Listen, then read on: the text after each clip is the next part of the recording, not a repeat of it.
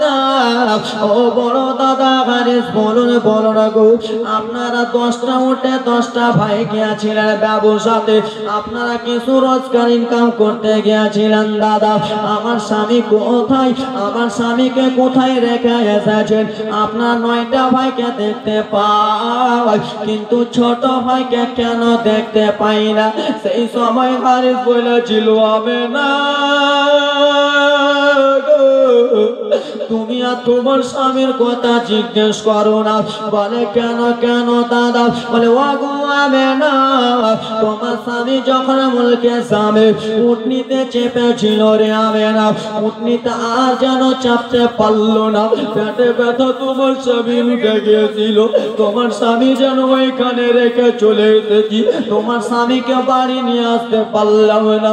মায়া মেরা কেন্দে কেন্দে বলে দাদা, এ কেমন কথা বলেন দাদা?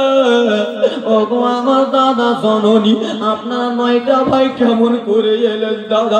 আমার স্বামীটাকে আনতে পারলেন না, নতুন জায়গায় গিয়েছিলেন আপনারা দাদা, এখন আমার স্বামী নাই, আমি হবে না জানো কিছুই বুঝবো না, আমি হবে না জানো কিছুই মানবো না, আমি শুধু আমার স্বামী চাই। সুবহানাল্লাহ, সুবহানাল্লাহ। দাদা কেমন কথা বলছেন দাদা? 9টা উঠে 9 ভাই গেলেন, এখন বলছেন তোমার স্বামী নাই। মা আমেনা রাদিয়াল্লাহু তাআলা আনহা মায়েরা, ওরে আমার যুবক মায়েরা শোনো,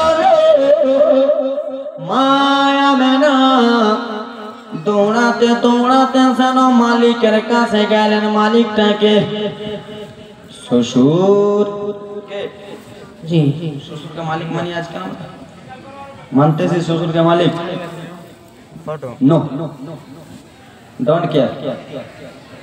ও আমার বাবারা মায়েরা বেটিরা শুনে নাও, বাবারে আমার মা আমিনা রাদিয়াল্লাহু তাআলা আনহা টক টক টক টক টক টক গুটি গুটি গুটি গুটি পায়ে যেন চলে গেলেন আব্দুল মুত্তালিবের কাছে, চলে গেলেন। আব্বাস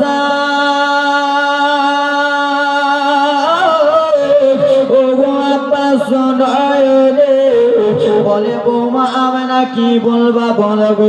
বলে আব্বা জননী গো, আমার স্বামীকে আমি যেন দেখতে পাই নাই আব্বা, আপনার 10টা ছেলে গিয়েছিল ব্যবসাতে, 9টা ছেলে যেন ফেরত এলো আব্বা গো, কিন্তু আপনার 10 নম্বর ছেলে আমার স্বামী আব্দুল্লাহ যেন এলো না বাবা। আবার আব্দুল মুত্তালিব বড় ছেলেকে ডেকে বলে, বেটা ওই রে বেটা রে,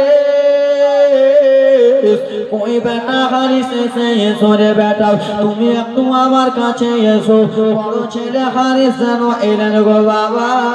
আসার পরে বলে, ওরে বেটা হারিস রে, আমি তোমাকে একটা কথা বলতে চাই রে। বলে কি এমন কথা বলবেন বাবা? বলুন বলুন। বলে ওরে বেটা হারিস, আপনারা তোমরা কে? আমি 10টা ছেলেকে পাঠিয়েছিলাম ব্যবসাতে, 10টা ছেলে গিয়েছিলাম ব্যবসাতে, কিন্তু তোমরা 9টা ছেলে এলা রে বেটা। আমার ছোট্ট ছেলে, আমার কলিজার টুকরা ছেলে রে, আমার প্রাণের টুকরা ছেলেটা কোথায়? যেই ছেলেকে আমি যেই জিনিস খেতাম ছেলেকে দিয়ে খেতাম, যেই কানে যেতাম আমি আমার ছেলেকে নিয়ে যেতাম, যেই জায়গায় ঘুমাতাম আমার ছোট্ট বেটা আব্দুল্লাহকে নিয়ে ঘুমাতাম। ওরে বেটা বলো গো, আমার ছোট্ট বেটা আব্দুল্লাহ কোথায়? বড় ছেলে হারিস কেন্দে কেন্দে বলে, আব্বা জারে গো বিয়াদবে মাফ করে দিবেন বাবা। বলে কি হয়েছে বলো? বলে আব্বা জান, আপনার ছেলে যখন প্রথমবার ব্যবসাতে যায় আসার জন্য কান্না করতেছিল বাবা, আমরা বুঝিয়ে বুঝিয়ে রাখলাম, আবার কান্না করতেছিল বাবা গো, আবার যেন আমরা বুঝিয়ে বুঝিয়ে রাখলাম, যেমনই আসার সময় হয়েছে যেমনই আমরা 9টা ভাই 9টা উঠে চেপে গেলাম, আর যেমনই 10 নম্বর উঠে আপনার ছোট ছেলে আব্দুল্লাহ চাপতে যাবে গো। যেমনই আপনার ছোট ছেলে আব্দুল্লাহ চাপতে যাবে, তেমনই যেন আব্দুল্লাহর পেটে ব্যথা উঠে গেল। আগো আব্বা সোনারি, আব্দুল্লাহর পেটে ব্যথা নিয়ে আব্দুল্লাহ জমিনে পড়ে গেল। জমিনে পড়ে যে শুধু পেট নিয়ে কান্নাকাটি করে বাবা গো, শুধু যেন পেটে ব্যথা উঠে গেছে বলে কান্না করে। আব্দুল্লাহর কাছে থাকলাম বাবা, আব্দুল্লাহকে চলো চলো বাড়ি চলো। আব্দুল্লাহ রোগ যেন ভালো হলো না বাবা। আসার সময় আমার ভাই যেন কান্না করতেছিল, কিন্তু নিয়ে আসতে পারলাম না বাবা। আমার এই কথা যেমনই বলেছে আব্দুল মুত্তালিব বলে, বেটা তোমরা তার নিজের ভাই ছিলা রে বেটা, তোমরা ভাই হয়ে ছেড়ে আসতে পারলাম।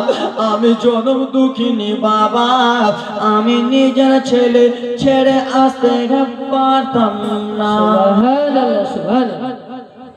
বেটা তোমাদের ভাই হয়ে তোমরা ছেড়ে চলে এলাম, আমি আব্বা জীবনে ছেড়ে আসতে পারতাম না। আমার বেটা অসুস্থ ছিল, আমি অসুস্থ অবস্থায় নিয়ে আসতাম না। আসতে পারলে আমি বাবা জরুরি ছেলের জন্য ওখানে কুরবান হয়ে যেতাম, আমি ছেলের জন্য ওইখানে থাকতাম, আমি আসতাম না ছেড়ে। ও বেটা হারিস, এখন আমি নাকি কি জবাব দেব বেটা? এ আমার মায়েরা, এ আমার খালারা, শোনো ব্রাদার মুসলমান, তোমাদের স্বামী যদি ওরকম ইন্তিকাল হয়ে যায়, মনোযোগ দিয়ে শোনো মা আমার বেটা রে, তাহলে আমেনাকে কি জবাব দেব?